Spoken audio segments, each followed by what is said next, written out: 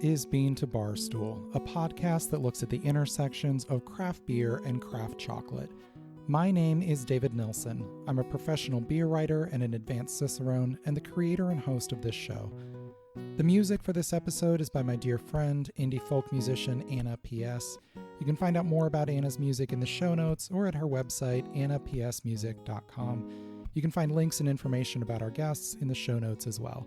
I hope you enjoy this episode of Bean to Barstool.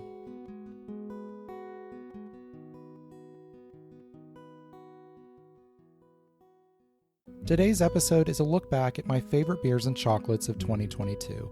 You'll also hear from several friends and colleagues in the beer and chocolate worlds who share their own favorites from the last year.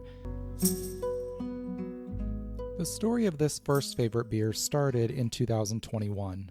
Last November, I traveled to Denver to write a story for Pellicle about a special beer and the special barley malt behind it.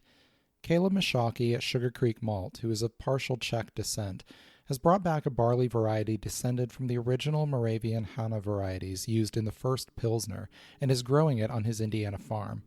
The barley was last malted for beer before World War II, and last year was the first year he had enough to brew with. Ron and Jason Abbott, founders of Seedstock Brewing in Denver, are also of Czech descent, so I reached out to them and arranged a collaboration brew. Along with the brewery's new owners, Jerry, Kathy, and Adam Mikkelvena, we brewed a Czech pale lager using Saaz hops and Caleb's Edelweiss malt. In January, they sent me a crowler of the finished beer, and I finally got to taste it. It had gently grassy floral notes and a beautiful honey on pale bread malt foundation. The body had a pleasant shale-like dryness and a lovely snappish bitterness. I could drink a lot of this. You can read more about this story behind this beer in my article for Pellicle, which I'll link to in the show notes. In May, I attended the Craft Brewers Conference for the first time, and on my final day in Minneapolis, I visited Fair State Co-op. Their Vienna lager was glorious. This is one of my favorite styles, so you can always count on a Vienna making it on this list, and this was the best one I had all year. Snappy bitterness with toasty, lightly nutty malt, so clean, endlessly drinkable, the platonic ideal of the style. Masthead Brewing in Cleveland also brews a great Vienna lager, but my favorite from them this year was their heartier Zungenbrecher Doppelbock.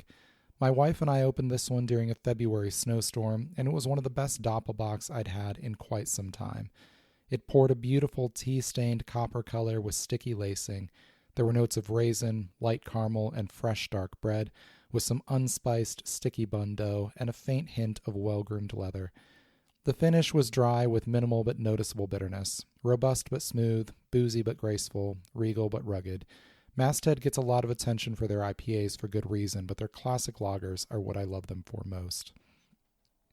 Speaking of great bocks, we stopped in at Moontown Brewing just northwest of Indianapolis on a trip across Indiana this June, and their Schoolhouse Bock, My Bock, was the best beer of the day. The brewery is in an old high school gymnasium and is one of the coolest tap rooms I've seen in a while. This beer is also one of the best My Bocks I've had in a long time and has a couple GABF medals to back that up. It has a gorgeous round pale malt base that could steer sweet but never does. It's fairly light-bodied with ready noble hop bitterness and the tiniest touch of Smarties candy. Might as well continue to one more great bock I had this year. Weizenbock is such a delightful style in all its spicy, boozy banana bread glory. Unfortunately, next to nobody brews one. Fortunately, the brewery in California, that's Breury, brews a fine one and sent a bottle my way this year. She-Goat pours a thick, moussey head with a puff of cocoa on the nose that quickly gives way to plum and overripe banana, dark banana bread, and a splash of grassy rum. The palate lends color to those impressions and brings in a touch of acidity on the finish from the wheat, with a dry body despite the indulgent flavors.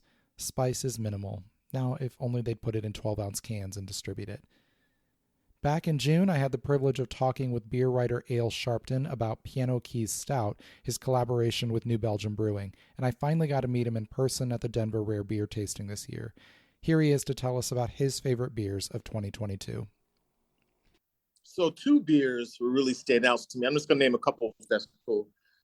Two are for causes, so I definitely want to give them a shout out, and actually really, really well done. Well, you already know about Piano Keys. It's dropping that, and that's a fundraiser beer to help communities out through Brewgether. And then another one is called Opportunity Awaits. It's a beer collaboration. Me and a few other influencers and writers and brewery folks collaborated on with Duclaw in Baltimore. And it's another fundraiser to raise funds for Craft EDU, which is also a special hazy. And that was at 7%. But this one was really well done. I'm very happy with it. And then I had a beer in Japan that was phenomenal, but it's hard to find. It's called the Peter beer, original Peter beer. And it's only available in this whole 5-star hotel called the Peninsula. And it's made by a brewery called Hokkaido. I'll text it to you, the name of it. But they have a Pilsner, they had a stout, and then they had like a pale ale that was all phenomenal. So my beer, though, I'm a big IPA guy. You know that as well. But I had Lawson's Mad River Maple, which is an amber ale, and it's actually made with maple syrup. I'm usually not a big adjunct kind of guy, but this one is so well done. And it's made with their local Vermont syrup, 100%. They sent this to me, and it's really, really, really good, man. I think it's like strong, too. I think it's like 8%. But I liked it because it wasn't overly sweet, although it was made with maple syrup. It was so well balanced down to the hop use in it. And that little sweet finish to it. You did get some maple, but it was one of my favorites because it's famous in that area, and it's like one of those beers people look for every year. But it is just so well done. And they're known for making fantastic beers, but I'm happy to like an amber finally. There's very few that I really dig. I think I need a little more oomph to my ambers and character, and this one did all of that. So I'm going to give this one a shout out. You can listen to my interview with Ale from earlier this summer back in episode 41, which I'll link to in the show notes. Speaking of chocolate beer collaborations, I got to brew my first Bean to Barstool collab this year with Rabid Brewing in Homewood, Illinois, on the south side of Chicago. The brewery is just a few minutes from my in-laws' house, and Ray and Tobias, the owners, have become some of my favorite people in the beer world. You can hear from them in episodes 43 and 29, which I'll link to in the show notes. Every summer, they host a party called Feast of the Goat Queen, in which all their weird and wonderful friends and fans come out for a mythological celebration of beer and music. We brewed a beer together for the event this year called Crown of Horns. We wanted to make an easy-drinking, paler chocolate beer and decided to use the new Philippine Mala na Bulong cacao, a new origin imported by Uncommon Cacao and sourced for this collab through Ethereal Confections. I was particularly drawn to Mala na Bulong for its strong chocolate foundation and its earthy, herbal, and spicy notes, feeling they would perfectly complement a beer of this type. We brewed the beer with an English ale yeast, and the combination of the cacao and the subtle esters from the yeast yielded an almost Belgian impression, with notes of pomme fruit and banana, a silky, fruity cacao note underneath, a touch of earthy and herbal spice, and a gentle but lingering chocolate note. With that in mind, my first chocolate I'll share as a 2022 favorite was Violet Sky's Mala na Bulong 77% dark chocolate. The bar led with strong cocoa and slightly woody notes on the aroma, with just a touch of herbal spice, moving to an intense, barely sweetened hot cocoa flavor, with a touch of vanilla and the moderate bitterness and slight astringency common to Violet Sky's roast profile. I would love to see more breweries working with this origin, as it offers the classic chocolatiness of Ghana and similar origins, but with more nuance. I had the chance to talk with Emily Stone, founder of Uncommon Cacao, for episode 45, which I'll link to in the show notes, and here she shares some of her favorite bars from 2022. Hi, David. Some of my favorite chocolates from this year were, first of all, the Mocha Origins Dark Milk. It's a 58% chocolate with cacao from the Abokfa Cooperative in Ghana. It's extremely crushable, and I eat a lot of this chocolate.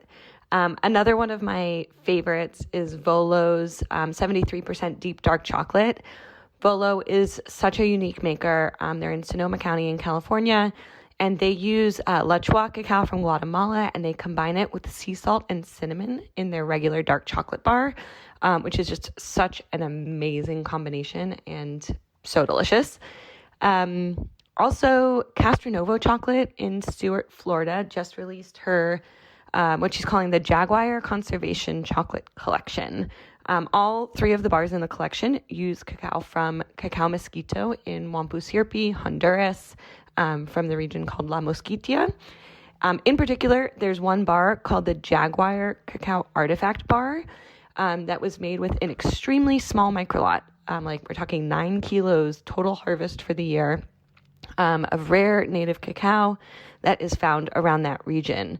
She was the only U.S. maker who had access to that cacao and just did a phenomenal job turning it into absolutely delicious and meaningful chocolate. The stories and information that she includes in this collection are outstanding. And just, this is, I think, some of the best chocolate on the market right now.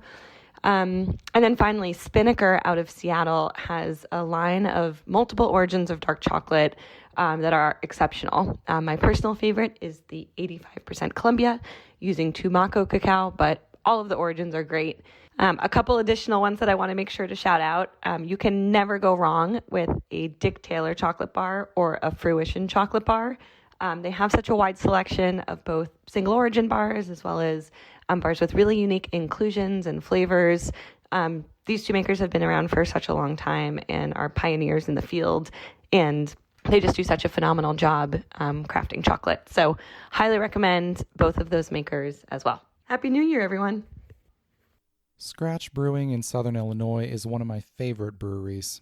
They focus on locally grown and foraged ingredients, yielding remarkable flavors from the trees and plants in the forest around their secluded brewery.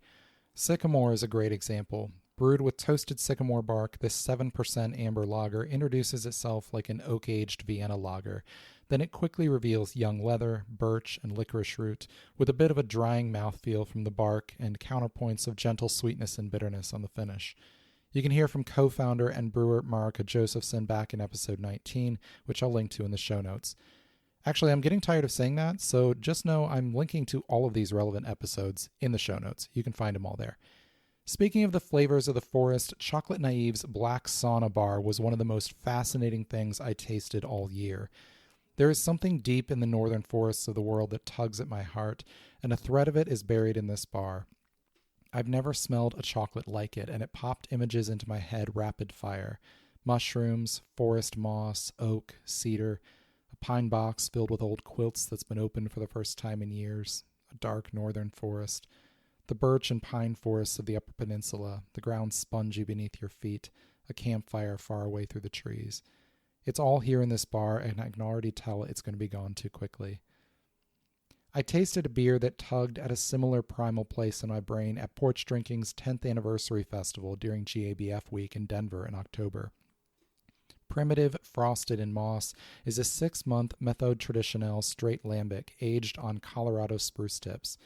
I filled a page of my pocket tasting journal with descriptors, but finished it out by writing, "It's like snow melted through a bed of pine needles, earth, and stone." A totally different interpretation of spruce beer, Denver Beer Digital Snow Day, is an IPA made with Colorado spruce tips. I tasted this at GABF, and it was one of probably my 5 favorite beers of the entire trip. It tastes like if you candied pine needles and orange peels together. You get a beautiful contrast of sweet impressions with briskly bitter realities here, like a more playful Dayglow version of Sierra Nevada Celebration Ale. Love it. Courtney Eisman is one of the best writers working in beer today, and you should do yourself a favor and sign up for her free Hugging the Bar newsletter, which I'll link to in the show notes. Here are her picks for her favorite beers of the last year.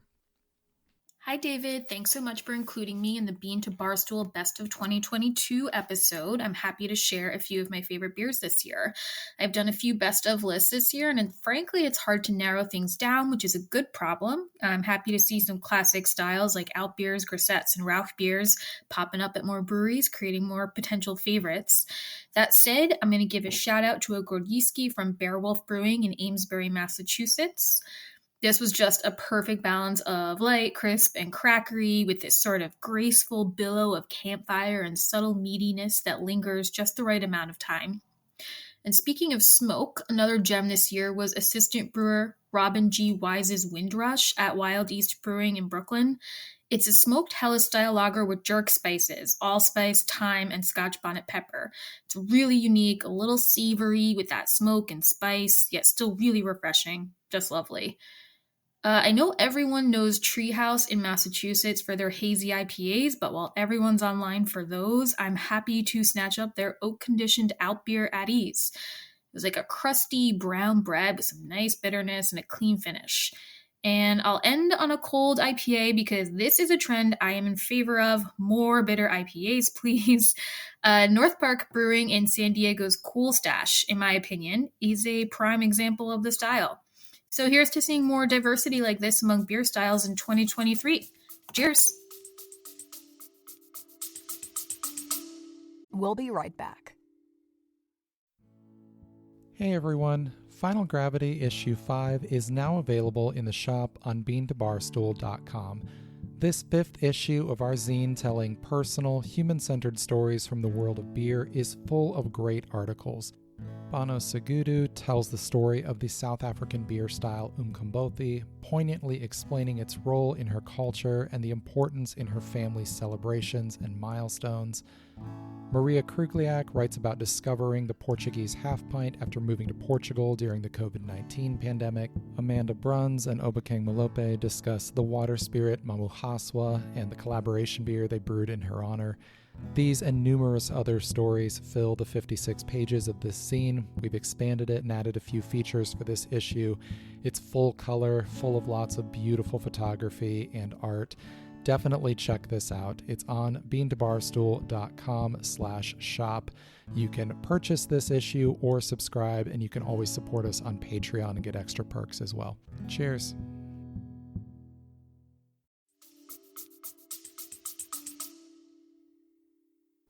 Branch and Bone Artisan Ales in Dayton lands on this list at least once every year, and I was surprised that their beer that stood out to me most this year was a hazy IPA.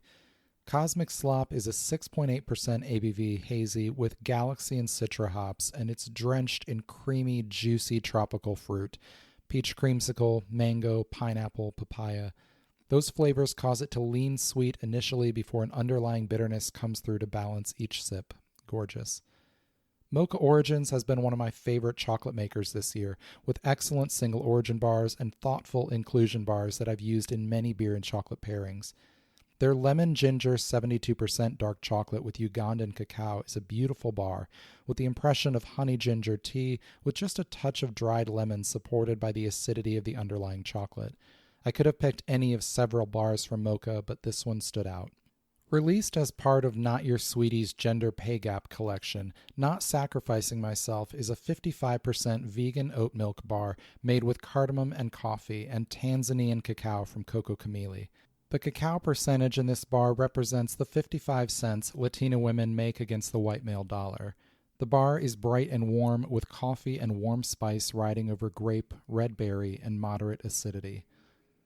On a rainy day in June, my wife and daughter and I stepped off the Pink Line in Chicago's Pilsen neighborhood and walked to the National Museum of Mexican Art. It's a lovely space, and the highlight was a temporary exhibit of Frida Kahlo's photography. A short walk under dripping branches took us back to the L and a couple stops north to Casa Humilde Cerveceria, where we hung out with the brothers who founded the brewery, Jose and Javier Lopez, and enjoyed Viva la Frida, a lime and hibiscus lager they brewed in collaboration with the museum for the exhibit. The beer is visually stunning and backs its vibrant hue with bright, fresh, spritzy lime and soft cherry notes on the nose, and a crisp, dry palate with bright lime, a bready base, mild acidity, and a cucumber skin-like crispness, with the hibiscus gently filling in any gaps. This beer is so vibrant and full of life, just like its namesake. You can hear from Jose all the way back in episode 6. One of the best friends I've made in the world of chocolate is Shay Powell. I always come away from a conversation with Shay with a smile on my face, as her enthusiasm for flavor and craft are infectious. Here she is to share her favorite chocolate bars from 2022. So, here we go. Obolo Pangoa, made with Pangoa cacao by a bean-to-bar maker from Chile. What they did was took Pangoa cacao and soaked it in Chilean Cabernet Sauvignon from Maipo Valley in Chile. For me, it's a blast of complexity. It's extremely layered. I find big berry flavors coming from the wine right away, and then it keeps building up with the other layers that includes oak, and finally earthy funk, which is definitely from the cacao. Have you ever tasted the cacao just by itself? That's the funk that shows up. Now for the second one. It's one of the most expensive bars out there. It's made with cacao's cousin, Pataxte. It's 100% Jaguar cacao used by Serene chocolate maker from Canada. For me, it's one of the savoriest bars ever. It's nutty like a macadamia nut with ripe papaya and fresh sage notes thrown in. It's super complex. It's like a cold weather bar for me. Lake House Ales Project Zapanaut 2020 from Storm Cloud Brewing is a 6.2% ABV foeder-aged saison dry hopped with Zappa hops, and it's a beautiful execution of a familiar concept.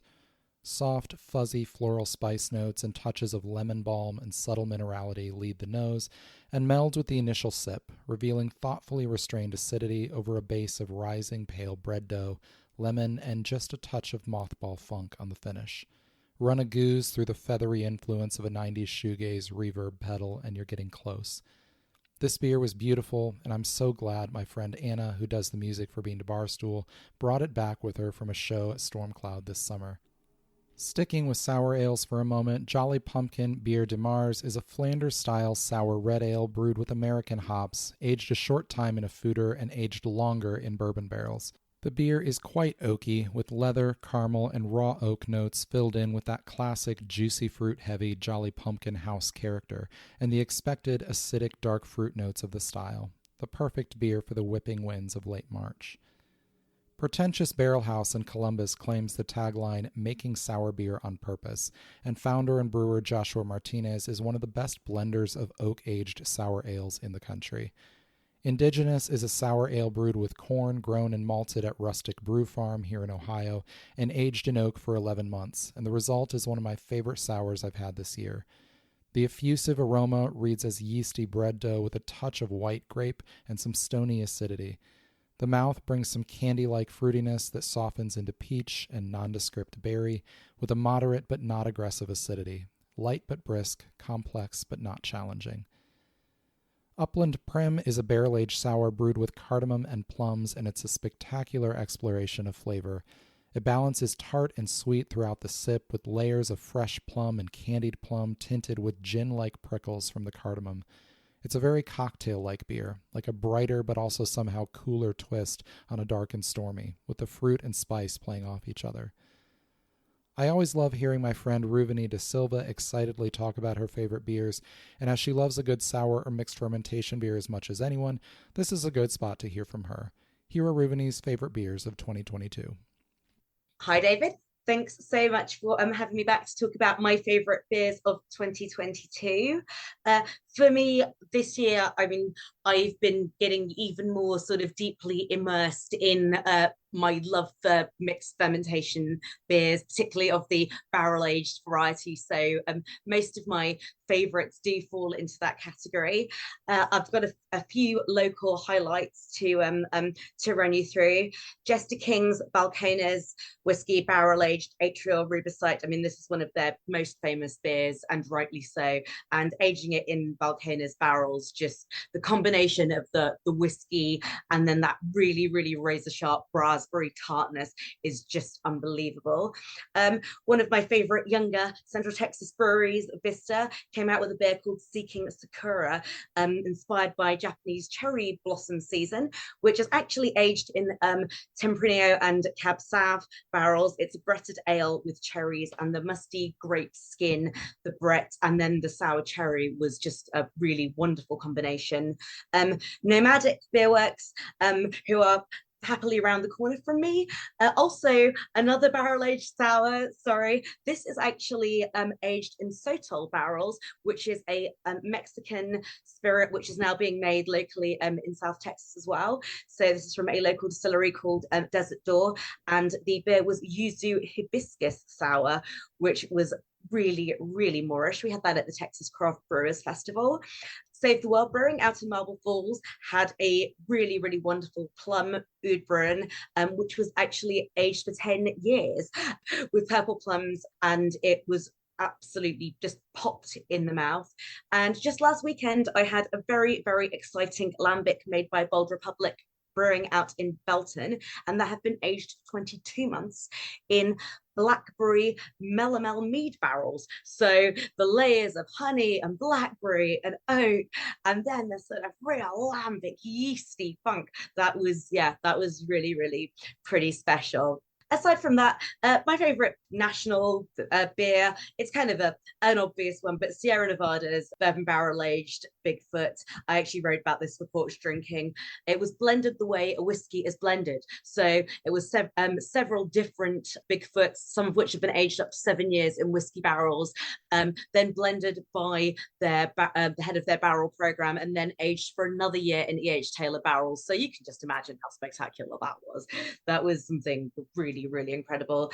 And my UK shout outs this year are for Brewgooder and Vault City's Brewer-Cladic, I'm sure I've said that wrong, barrel-aged whiskey sour with heather honey, which was really like a whiskey sour. It was unbelievable. And Holy Goat, who are one of my favorite new or newish UK breweries, Blood Eagle Flanders Red.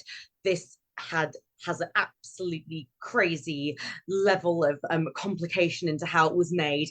There's rye whiskey, there's spent red currants and blackberries, there's smoked plums, there's red wine barrel oak staves. So much was going on with this beer that, yeah, I wish I'd bought an awful lot more of them. So yeah, overall, it's definitely been a year of the barrel aged sour for me, with a few other highlights. But yeah, 2022, it's been a good year in beer, especially here in Central Texas. A list of my favorite beers from any year is always going to include examples of brewers thoughtfully working with ethically sourced cacao. Archetype Night of Delusions is one of the best and most unique chocolate beers I've had this year. Brewed with French broad cacao nibs, Night of Delusions is a 12.5% ABV imperial stout aged in bourbon barrels and on French oak with a mixed culture. I'm not clear on the exact sequence of that aging and fermentation process. They don't give many details. The aroma is rich milk chocolate with a hint of acidity, and the flavor is all rich, decadent imperial stout with dark milk chocolate up front, but then it slowly slides into notes of Pinot Noir, black cherry, and blackberry, and then reveals toasted oak and subtle fermentation acidity and a hint of understory funk. The dry finish offers just a whisper of bourbon. Gorgeous. Cerveceria Colorado Pozolito Lindo, brewed in collaboration with Mexican brewery Cielito Lindo, is a 5.5% ABV porter inspired by pozol, a pre-Columbian Mexican beverage made with fermented corn dough and roasted cacao. The beer is brewed with unfermented cacao nibs, cacao husks, and nixtamalized corn, all from Denver's Cultura chocolate. The beer offers roasty, nutty coffee notes with a light kiss of sweetness and a subtle roast acidity with gentle earthiness. This was poured at the Great American Beer Festival as well as at Cerveceria Colorado's Great Mexican Beer Fiesta, always one of the highlights of GABF week for me. Looking at chocolate and alcohol mashups in the other direction, I always love Violet Sky's creativity with barrel-aged cacao, and their rye barrel-aged Almendra Blanca is a great example of why. Aging this Mexican cacao in journeyman rye barrels results in a bar with, surprisingly, gin-like notes initially, with the peppery rye pushing forward juniper and pink peppercorn aromas with notes of red berries, as well as a grassy note that reminded me of Queen Anne's lace that used to stain our hands as kids here in the Midwest. The flavor was more what would be expected, with sweet caramel layered over oak with some sweet shade-grown dark berries. Lady Justice and Cerebral Brewing collaborated on an imperial stout called Unconfirmed Details for the Colorado Brewers Guild's Collaboration Fest this summer. It was aged in a Laws whiskey barrel and conditioned on Ecuadorian cacao nibs from Miette et Chocolat, as well as coconut. The cacao nibs had been aged in an empty Laws barrel first and then added to the stout. After they were removed, Miette dried them back out and made a bar from them. I got to taste the bar at Lady Justice while leading a beer and chocolate pairing during GABF week, and it had a lovely rippled mold and combined flavors of cocoa powder, oak, brownie, and subtle cherry. New Zealand writer Luke Owen Smith is one of the only other people I know who regularly writes about both beer and chocolate, and I had him on the show back in episode 37 to talk about the New Zealand beer and chocolate scene. Here he is sharing his favorite beers and chocolates of the last year. We'll be right back. Hey everyone, my book on pairing craft beer and craft chocolate is available now on Amazon and on the Bean to Barstool shop. Pairing Beer and Chocolate, a guide to bringing the flavors of craft beer and craft chocolate together, is out now. This paperback book explains the process of pairing beer and chocolate, includes a guide to hosting a pairing at home, walks through dozens of beer styles to provide style-by-style pairing guidance, and gives room for taking your own pairing notes along the way. This is the only book on pairing beer and chocolate available. Grab your copy now at the link in the show notes or on Amazon. If you manage a tap room, bookstore, chocolate shop, or cafe and want to stock the book, get in touch about our easy wholesale process. Beer and chocolate belong together, and this book is your guide to getting the most out of every pairing.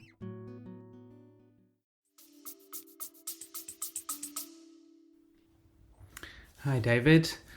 So a couple of my favourite beers this year were the Garage Project Boysenberry Bretted Bourbon Baltic Porter, which is a great name. Garage Project are one of the stars of the New Zealand scene, and this was one of their single barrel releases. And we enjoyed it at the end of a night out with some friends. It was pretty spectacular. And my other choice is the Crumbling Splendor from St. Mars of the Desert, which was my favourite brewery I visited in the UK last month. And that was a dark sour aged in an oak photo with sherry yeast and panela sugar. And that was pretty exceptional. For the bars, it's always a tough choice. There's so much good chocolate around, but I've gone for a couple where I had a more personal experience with the people who made it. First up, I've got the Lucid Chocolatier Port Infused 68%, which is made with Peruvian cacao from Marañón, and that just won the Supreme Award at the New Zealand Chocolate Awards. John T, who makes that chocolate, is a good friend of mine, and I'd sort of tasted a couple of versions while it's been in development, so yeah, it was really cool to see the final release and it getting acknowledged at the awards. For my other choice, I've gone for the Manoa Waimanola 70%. So this is the first bar Manoa have made with cacao from their own farms in Hawaii. And yeah, it was just cool. I got to meet Dylan at the Northwest Chocolate Festival and chat with him a bit and learn more about what they're up to. And it's a phenomenal bar. The flavour notes are absolutely wild, like strawberry, watermelon, bourbon kind of vibes I got. So yeah, it was pretty great to taste such a special bar with a cool story. Thanks very much. Bye. Noble Beast Murder Ballads has medaled twice at the Great American Beer Festival, and it's a truly excellent Baltic porter. I couldn't find the seams or edges between the components of this beer when tasting it. There's mild chocolate and cola in a dry body with just the right level of balancing bitterness. It's smooth and gentle despite its strength, and even at 8% ABV, it feels endlessly drinkable. If you want to understand what a Baltic porter should taste like, track this down. Noble Beast often uses cacao from Cleveland Chocolate Company, and I had the opportunity to stop into Cleveland Chocolate's shop on a rainy afternoon in October to visit with founder Rebecca Hess and taste some chocolate. In contrast to the day, Rebecca's Belize 60% bar is all warm mid-afternoon sunlight. She works with Uncommon Cacao's very first origin to yield warm spice, honey, brownie batter, and pale fruit notes in an eminently satisfying bar.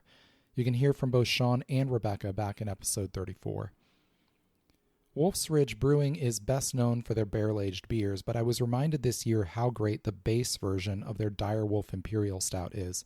It's beautifully structured, with smooth, creamy, thick chocolate flavors climbing an ascendingly more aggressive roast to luscious green pine bitterness from the hops.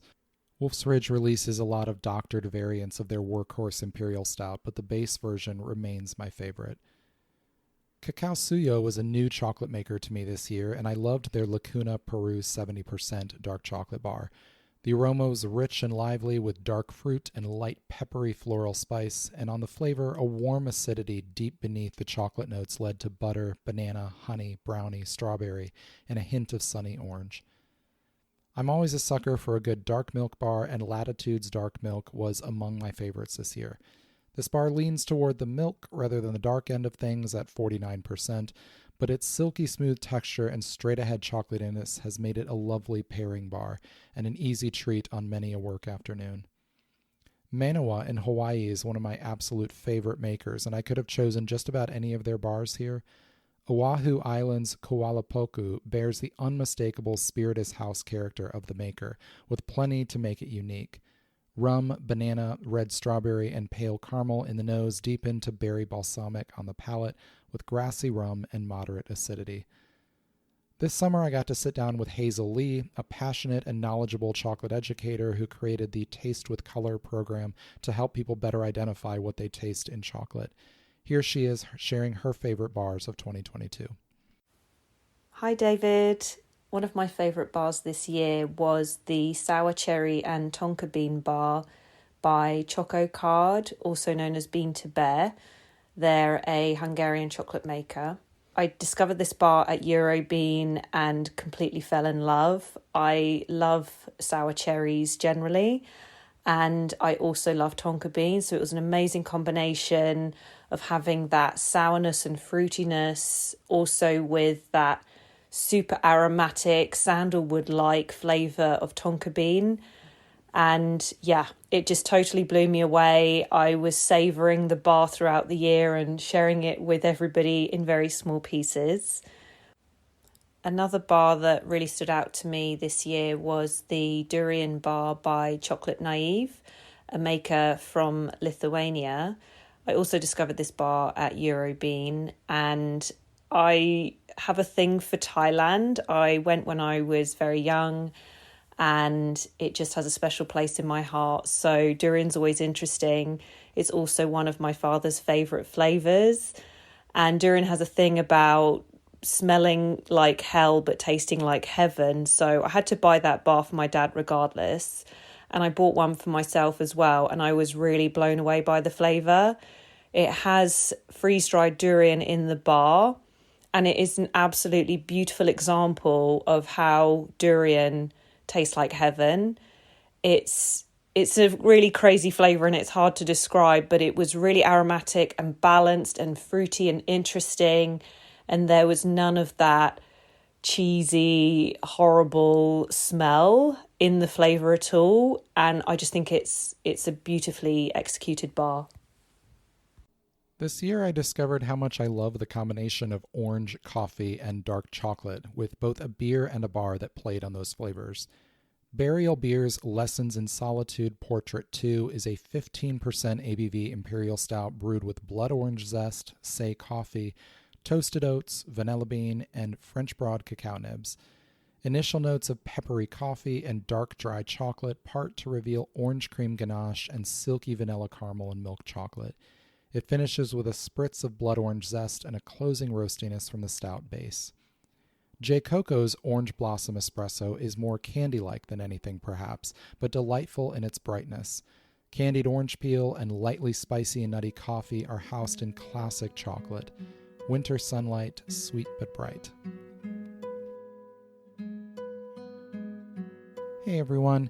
In addition to running Bean to Barstool, I'm also a full-time beer writer and educator, writing for numerous publications and leading tasting and pairing events both virtually and in person. If you want to keep up to date with what I'm up to, I encourage you to sign up for my newsletter. Just go to davidnilsonbeer.com and click the menu option to sign up. Twice a month, you'll get write-ups on beers, breweries, and chocolate makers, links to my recent writing and upcoming events, and other insights and tips from the worlds of beer and chocolate. Just for signing up, you'll get a discount code for free standard shipping in the Bean to Barstool store. Now, back to our 2022 favorites. While in Denver, I got to meet up with Joel Geyer of the Brewery Travels podcast at Our Mutual Friend Brewing for a flight. Our mutual favorite was Tristero, a Brett Saison. Subtle lemon drop acidity was countered by a more floral spice note and what I wrote down as attic-y funk. The beer won gold at JBF just a few days later, so I felt vindicated here. Much closer to home, Fifth Street Brew Pub released a limited batch of Tropical, a Belgian pale ale brewed with Citra Cryo hops and coconut. They released it in the dead of winter, and we stood outside in the patio trying not to fall on ice while enjoying it. This format of relatively low-alcohol Belgian pale ale is a favorite of mine. I love the dryness and bitterness wed to an assertive phenolic fermentation profile. Then you add in the tropical hop notes. I've had some other Belgian-style beers brewed with American hops, and they can be really good. I'm partial to Coppertail's Unholy Triple, but the collision of phenolics and tropical fruit can sometimes lean a bit bilious. In Fifth Street's Brewpub's Tropical, the coconut serves as a buffer and a glue between that fermentation and the brighter hop notes, and it's just a smooth water slide from the fruit through the coconut to the spice, but all of that in a dry, pleasantly bitter body. I downed this pint in a hurry, and I hope they brew it again this winter. After tasting Left Hand's St. Vrain Triple the first night at JBF, I texted the other porch drinking writers that I knew it wasn't a sexy pick for our Best of the Fest guide, but it was damn near perfect, and we needed to include it. I only wish it were available here in Ohio. Speaking of porch drinking, founder and editor-in-chief Tristan Chan is a cheerleader for both breweries and beer writers, and I've asked him to share his favorite beers of the year. Hi, this is Tristan Chan, founder of PorchDrinking.com, bringing you my best beers of 2022. Live Oak Brewing's Pre-War Pils was one of the best lagers that I had all year. And staying on the lighter end of the spectrum, Amalgam Brewing's Table 44 highlights two fantastic farmhouse beers on this list. It's a table beer brewed with Motueka aged in oak puncheons. Ended up winning a gold medal at the World Beer Cup, and rightfully so. Next up, another farmhouse beer. This comes from There Does Not Exist out of wine country. Their Transit of the Binary Star was a beautiful Brett farmhouse and showcases one of the better new breweries in the country that we enjoyed this year. On the hoppy side of the spectrum, we had West Baden Downs Triangle Offense, a West Coast IPA brewed with Pizza Port Brewing featuring Strata, Nelson, and Simcoe hops. And then moving over on the darker, boozier side of the spectrum, we had Firestone Walker's Parabolita. This continues to showcase just how relevant their barrel aging program is. This one was kind of modeled off after the idea of a salted caramel chocolate, and it's a bourbon barrel aged stout aged with vanilla beans, cocoa nibs, and sea salt. And then finally, New Image Brewing out of Denver released one of the best barley wines I've had in ages. Their 9505 was a barley wine aged for 24 months in rye whiskey barrels and finished with a second maturation on Amburana wood. Something about that Amburana just continues to really crush it in terms of barrel-aged beers. And that's my list of some of the best beers from 2022. Coffee chocolate is one of my favorite substyles of craft chocolate, and Nostalgia Salt City Coffee was one of my favorites this year. This 70% dark bar made with Dominican Republic Oco Caribe cacao doesn't reinvent the genre, it just executes the concept extremely well. The rich, full coffee is haloed by acidic berry from the cacao, giving it a more espresso-like impression. The roast slope from chocolate to coffee is seamless, so thoughtfully done. For a totally different expression, Triangle Roaster's White Latte was a treat. Triangle roasts its own coffee and makes its own bean-to-bar chocolate, so it's only natural their coffee chocolate would be stellar. Their latte white chocolate tastes like a caramel macchiato, with some of the freshest roasted coffee flavors I've ever tasted in a chocolate bar. Roast and subtle acidity with notes of cinnamon. This was spectacular. I had the privilege of interviewing M. Souter, the cartoonist behind Pints and Panels, for the podcast back in the spring for episode 39. Her new book, Hooray for Craft Beer, is a fun and educational guide to the world of beer and a great place to begin your journey of learning more about craft beer. Here's Em to share her favorite beers of the last year. Hey there. So my favorite beers of the year are Cerveceria Avos, which is a brewery in Sao Paulo. Their Cherry Maibach was unbelievable. Great lager brewery. I had my first fresh glass of Helles from Hofbrau at the Munich airport, and it was a game changer. That was amazing. And my final beer is Treehouse Alt Beer at Ease. A wonderful beer. Really wonderful. One of the best American-made alt beers out there. Treehouse does the hazies, but they also really have a phenomenal lager program, and they're making some really great classic styles, so kudos to them. Cheers, everyone! Seattle Chocolate Apple Pie a la Mode is probably my favorite seasonal bar I've had this year. Indulgent but defined, with waves of apple, caramel, cream, and regal dark chocolate holding it all in, with flits of cinnamon and muffle crumble. Love, love, love. Hogarth's Maple and Walnut White Chocolate Bar was an evocative treat. Nothing complicated here, just nostalgic childhood indulgence. I remember visiting fudge shops as a child when we would travel, and maple walnut fudge was always my favorite. One sniff of this bar, one bite, and I'm back enjoying those free samples and hoping my parents will buy some. One of my favorite beers at the Denver Rare Beer tasting this year was, on the surface, one of the simplest. 2010 Avery Brewing Mephistopheles was a big 15.6% imperial stout with no barrels or adjuncts involved, and a dozen years in the bottle have treated it well. The hops still offered a punch of piney bitterness, but it was tempered just enough by the beer's quiet sweetness and an assertive baker's chocolate roast.